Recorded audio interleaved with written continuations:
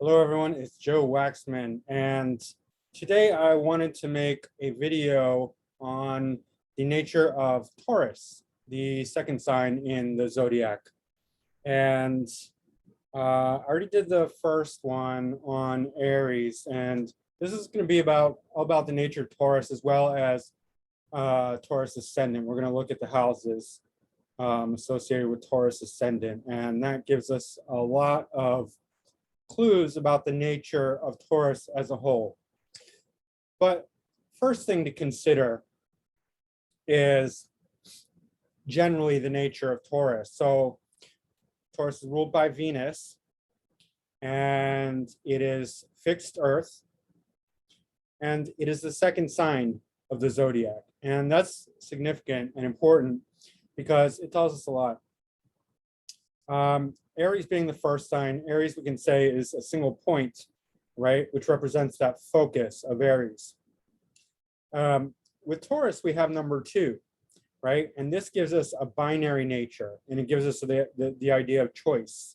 And Taurus is all about that binary polarity, the division between two polar opposites, yes and no, right, wrong, in, out, up, down, yin and yang. Numbers are also associated with Taurus because when we have one, that's not really, we don't really have the concept of numbers with the number 1. We just have this focus, right? And we're getting a little more evolved and complex with each sign. So number 2, we have the realization, the understanding of numbers, because it's an evolution when we go through the signs, right? So we're aware of choices, polarities, opposites, numbers, facts, figures, and Taurus has all those associations and is very good at identifying them. This real simple polar understanding. And, you know, if you know any Tauruses, you'll know that they are very firm if they say yes or no. Usually it's when we feel it when they say no, because their no is so solid, because it's just 2 choices. It's just a yes or a no. I like it, I don't like it. They're very blunt, they're very grounded in their simplicity, because when there's just 2 choices, there's no real options. It's just yes or no. There's no shades. There's no variations, right? You give a Taurus a choice, don't give them multiple options, just say yes or no. And they have that, and they're great. You know, one of the misnomers about Taurus energy is that it's not very intellectual or smart. That's completely false.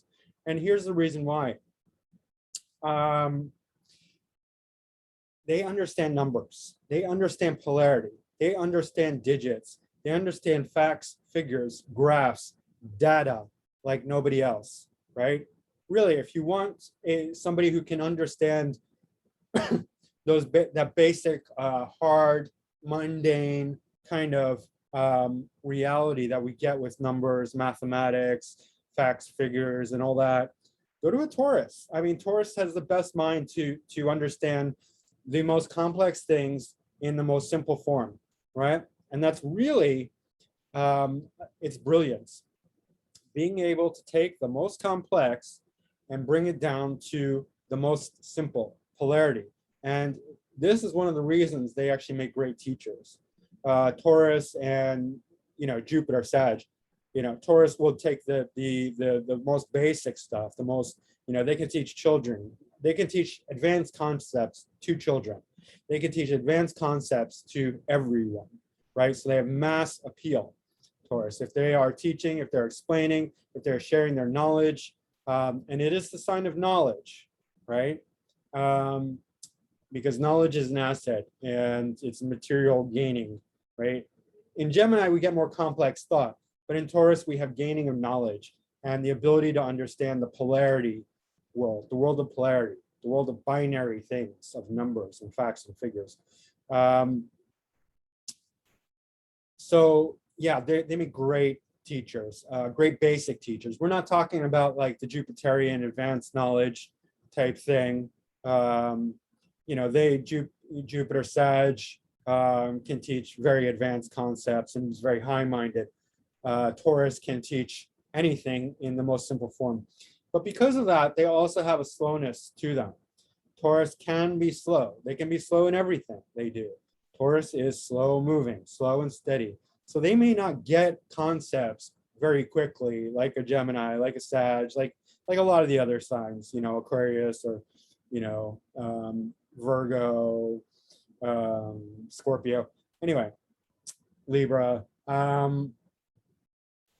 They take a little time, but when they do understand something, they will understand it more on a more grounded, fundamental level than anyone, because of this binary nature, this fixed soil. They are foundational with their understanding, and they cannot be undermined. If they understand something, they understand something. Really, really in an earthy, grounded, foundational way. So that's one of their strengths with their mind, with their mental capacity. And I know some Taurus teachers, and they're fantastic teachers. And one of them is one of the most brilliant people I've ever met, Michio Kushi. Also, J. Krishnamurti is a Taurus. So anyway, excellent. The other things that they're known for, Taurus, is arts and beauty, because they're ruled by Venus, so they have a very strong connection to the senses, to the material world, to luxury and comfort, to food, to taste, to quality, to arts and beauty. It's the sign of beauty, and it's the sign of the senses. It's a sign of sensuality. And if you want to know like really, really fine quality in the material world, go to a Taurus, because they will know the finest quality in any field, right? They know quality. They love quality. They need quality in their life. They need quality food. They need quality drink. They need quality material, you know, luxuries, comforts, all of it. All the daily life and you know, all the things in their home, their car, their bed, their everything will be quality. And they'll always talk about, like, you know, the quality of their belongings, their assets, because they're very asset driven, material driven. And you know, wealth, money, finances, again, numbers, they're very in tune with all that. Doesn't mean they're going to be rich or greedy, not necessarily, but they are going to have the mind for that. They're going to be related to that, and they're going to know what that is. Like, okay, we need money. How do we get money? Let's make money. Let's get the quality stuff. Let's go out to dinner. We'll get all the quality food, the quality restaurant, the quality drink, quality wine, right? Quality everything, good quality. Yeah, and they are notoriously stubborn. Taurus. We're talking about the archetype here, not, you know, not just the sun sign or the moon sign or the whatever, Venus or whatever, because it's fixed Earth. So one of the worst things you can do to a Taurus is try and push them. They will move slow. They will move at their own pace, but don't think you're going to get away with trying to hurry them up. They will move even slower just to spite you. Try it. They will stop in their tracks till you leave them alone, because a Taurus resents being pushed. And that's one of the things that they will not tolerate. I mean, I have strong Taurian energy, my Mercury, my Jupiter, my South Node, my Chiron, my Descendant. If you push me, I will be resentful. Like, do not try and change my mind. Do not try and change my beliefs. I might try and change your beliefs, but it doesn't work the other way around. You know, that's just the way it goes. So all those things. Also, artistry, beauty, their sense of, you know, again, it goes to the sensory, relating to the senses. They just know the quality, so they know what's beautiful and what's not beautiful. And often they can make beauty in art, in music, in food, cooking, or designing. You know, their homes are beautiful. Their outfits are beautiful. Their hair is beautiful. If it's a woman, they're probably going to be beautiful if they have a lot of Taurian energy. They just carry beauty wherever they want. And also they love nature. Taurus is a very nature-oriented sign.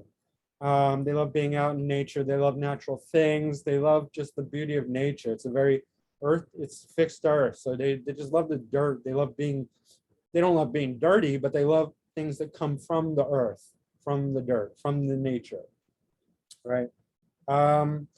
So let's see, those are the main things about Taurus. Again, their intelligence is geared toward knowledge, facts, figures, numbers, mathematics, polarity, duality, yin yang, right, wrong, yes, no, up, down, you know, binary, 1, 2, 3, 4, 5, 6, 7, 8, 9, 10. And, you know, they're very attached to the material world, their material comforts. They're slow. And they need security. That's the other thing. They need a lot of security in their life, financial security, material security, food. They need food with them, you know, in their house, at their home, and they need money to buy food. The other thing that Taurus represents is the voice. It's the second sign, so it represents the voice. Not necessarily expression or communication the way Gemini represents, but they represent the voice itself. So they can have beautiful voices. Singers often have Taurian, you know, aspects in their chart, ascendant, sun, moon, Venus, whatever, second house influence. But yeah, the voice itself. Also, Taurus can affect the face as well, especially, you know, the lower part of the voice, the throat, that whole area.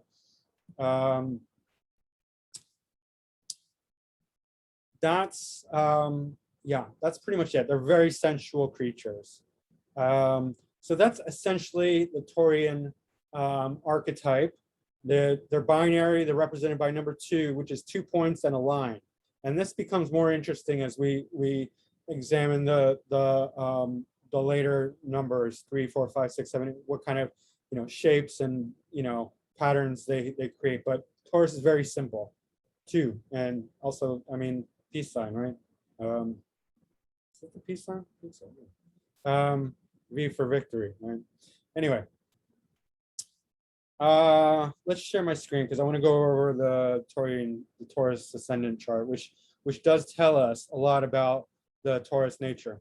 And here, just as an example, I'm using Martin Luther King. I'm going to read his whole chart tomorrow, but just because he's Taurus Ascendant, so we get a good idea about the nature of Taurus Ascendant, but just Taurus in general, right? When you look at the zodiac with where a sign is on the ascendant, it tells you about the nature of that sign, not just the ascendant, but even the sun sign, moon sign, or any sign, any planet in Taurus.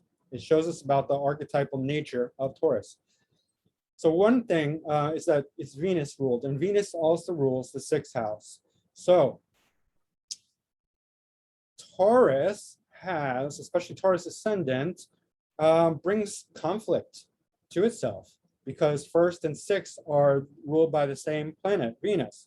So we know that there's always going to be conflict with Taurus.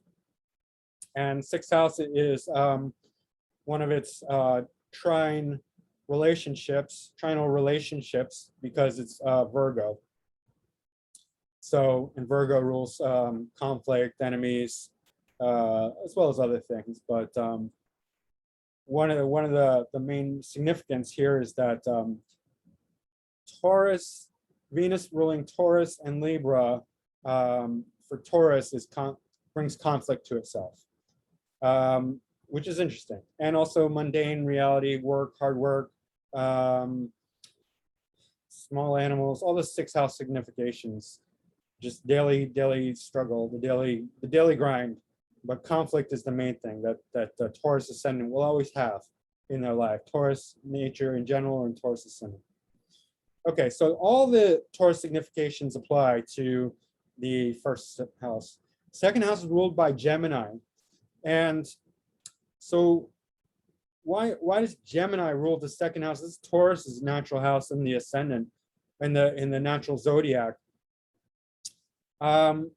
So Gemini is a very intellectual sign, and here they can apply their intellect to all the Taurian things, values, and whatnot, resources, assets, knowledge. So they're very smart, actually, Taurus, about Taurian things, right?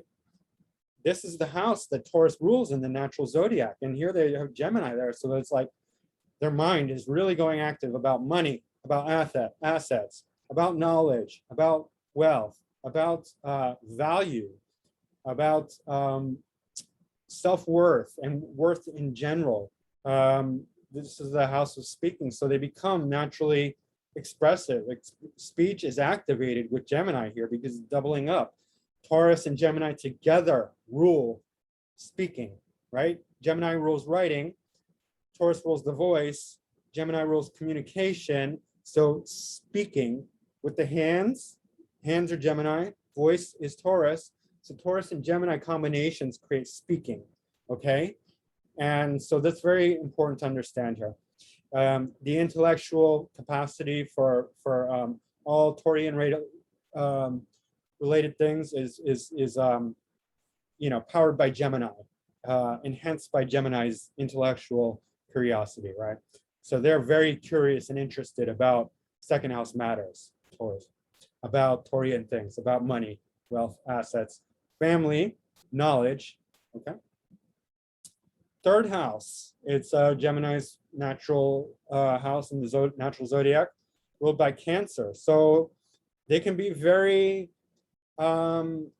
concerned or caring and protective and loving of their friends and siblings and neighbors and their immediate surroundings. Cancer brings a lot of protection and heart, a lot of love and heart and motherly nature. So that's important to them. Their friends are important. Their expression is important. Again, we're bringing speaking and writing here. They care about those things. Fourth house, the home, is ruled by Leo. So this is where they shine. And Leo's the king. Leo's the ego. So don't mess with the Taurus in their home, right? When they're at home, they are king and they rule the castle. Taurus is king of the castle at home, okay? That's where they want to be. That's where they shine. That's where their light is. The sun rules Taurus. So wherever the sun rules Leo, sorry. Wherever Leo is in the chart shows where the person shines, really. Yeah, the sun's going to be placed elsewhere depending on the person, but Leo is going to always remain in the fourth sign, not necessarily quadrant house because that can vary, but fourth sign is Leo for Taurus Ascendant. And that's important to realize. Their home means so much to them and they just feel very, very natural at home. They're the star at home, okay? Fifth house in Virgo. So when it comes to creativity, when it comes to fun and games, they can be very practical. They can be very puritanical. They can be very analytical. They can be very critical. They make good artistic art critics, art managers, art editors, you know, all the creative things they have a very great mind for, you know. They have a talent for, you know, they're not going to be creative in a very free-spirited way because Virgo is so controlled, right? So they're going to have this critical way of going about creativity, of going about fun and games. They're going to think about it. If you ever play a Taurus in a game, they're going to be using their analytical and critical skills. They're going to strategize. They're going to plan, and they're not going to take anything for granted because that's very Virgo. But great for you know, refining the artistry, making it more refined. And remember, they like quality. So this again, bringing earth into the fun, the drama, the play, the games, the creativity, and also with their children. They're going to be very puritanical with their children. They're going to be very critical of their children. They're going to be very Virgo-ish with their children. So, you know, paying a lot of attention to their children, always working with their children, you know, keeping their children clean and tidy. All right. Sixth house in Libra. So like work life, mundane life is going to be fair and balanced and just and, you know, relationship oriented. They're just going to be, you know, social, balance, good and work, great workers, just generally, you know, having a really good, solid, balanced, just work life. Scorpio in the seventh, they are very possessive of their partners. They can be very jealous, just like a Scorpio is. They can be very ruthless when it comes to their relationships, right? That's where they can get mean and nasty and dirty and like, secretive. Like Taurus about their relationships can be very, very Scorpionic, and also they attract Scorpio types to them. The jealous types, the possessive types, the controlling types. So Scorpio is big for their relationships. Do not betray a Taurus in relationship because they will just not have it. They will want to possess their partner in a sense. And, that's good and bad, but it is what it is. They are loyal. They're diehard, ride or die type. With Scorpio on the descendant. With Sagittarius in the 8th house, they're going to be very philosophical and high-minded about death and crisis and things like that. When shit gets real, excuse the expression, language, but whatever. That's when they call to God. Like if some Taurus is not one to experience those deep crisis moments. They're going to avoid that like the plague. And you're not going to see them praying to God much unless, well, we'll get to that. But if there is a crisis, you can be sure that's when they get religious. That's when they get philosophical. That's when they start reaching out to God, when stuff gets real. And, they can have travel might be challenging for them. They might have some difficult but cathartic, transformative experiences in travel. Sexuality can be very philosophical. So that's interesting. Now, when it comes to 9th house stuff, Saturn ruled Capricorn, they're either going to reject it and not be philosophical and not be high-minded, or be very, very serious about religion, philosophy, and God, right? It's one or the other, because Saturn will tend to reject things and put like like Saturnian ruled signs, or Saturn in general, will just be, it's kind of like the no bullshit kind of sign. Is just like, I'm not believing in that. Like, say whatever you want. That's just all nonsense. Like, no, just get out of here with that. I don't believe in any of that nonsense crap. Just, give me good food and money and all that. Or the other way around, they're going to be deadly, deadly serious about their religion, about their philosophy, about their God, and traveling at the same time. Long distance travel is going to have that. They can stay home. They don't care. They don't need to go on holiday. Or they're going to take it. They're going to travel for work. They're going to travel for career, or they're going to travel for very important reasons, very ambitious reasons. And just to bring Martin Luther King in here, he was a pastor, I think. So he was very serious about religion, but he had his son here as well. So he represented the other side of Saturn, the one that's really, really deadly serious and like hardworking and ambitious and motivated about 9th house things. 10th house in Aquarius. They are going to work hard for Aquarian ideals, so society. That's where they become high-minded. They're thinking about equality. They're thinking about society. They're thinking about, okay, you know what? Let's work for the equality of the whole. Let's bring up society. Let's make it a much better world to live in for everyone, not just for the few. Or they can be very scientific in their work, their career, or just very rebellious, very Aquarian, very unique. They all will want Aquarian type careers, right? Brilliant scientists, or working for social equality, or being a rebel, something like that. Speaking of Taurus Ascendant, I mean, the voice thing, and so Axl Rose, I saw one chart. I saw another chart where it said it didn't know his birth time, but one chart that I saw for Axl Rose was Taurus Ascendant, and then all of these planets in Aquarius. So you can see where Axl Rose used the voice, and then the Aquarian stellium to be kind of this pop rebel, this metal rebel, rebel child. he didn't really do much for society, although he probably had some concerns for society, but it was more like selfish motivations for, music, artistry, things like that. But the rebellion is strong for Taurus Ascendant, at least as career-wise, public visibility.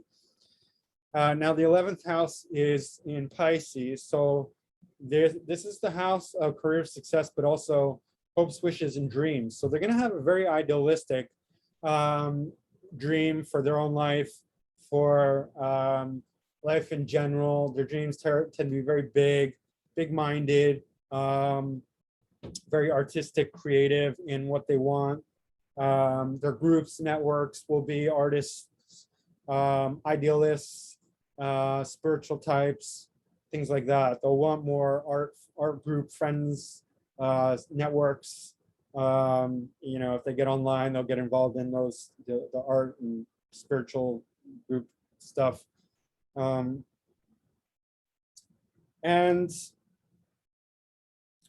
finally, Aries rules their 12th house. So their underlying motivations can be kind of selfish, because Aries really is, if there's a selfish sign, if we can attribute one sign to be selfish, it would be Aries.